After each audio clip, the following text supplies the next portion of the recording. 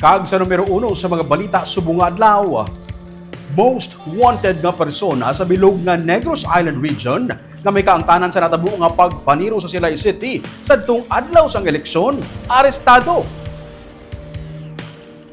Gindakop sa kapulisan ang ginakabig nga number 1 most wanted person sa bilog nga Negros Island region sa ginpatigayon nga manhunt operation sa Purokpaho, Barangay Rizal, Silay City, Negros Occidental, Huwebes nga adlaw. Ang akusado ginkilala kay alias Clar, 43 anyos kag residente sa Barangay Robles sa Banwa sa Castellana, Negros Occidental. Ang operation na ginupdan sa Silay City PNP kag Negros Occidental Police Provincial Office pinaagi sa warrants of arrest para sa 6 counts sang frustrated murder kag 2 counts sang attempted murder. Ang akusado, kaupod ang isa pagid ka persona ang ginaligar kaalyado sang isa ka partido kag nakaengkwentro nila ang tagapiyakman nga partido sadtong election period.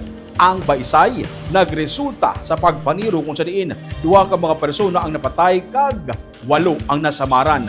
3 ka mga persona lakip na si alias Clar kag ang barangay kapitan sang lantad sa Silay nga si Arnie Benedicto ang gipasakaan sang kaso angot sa nagluntad nga shooting incident. Si Benedicto nga nagpositibo sa paraffin test kag amo ang ginatudlo nga primary suspect ang yara sa gihapon sa custody sang Criminal Investigation and Detection Group NIR. Ang isa pagid ka suspect nga si alias Joseph, 32 anyos, ang nadakpa naman sadtong Abril kag may piyansa nga 1.44 million pesos ang ginakabig nga number 2 most wanted sa city level.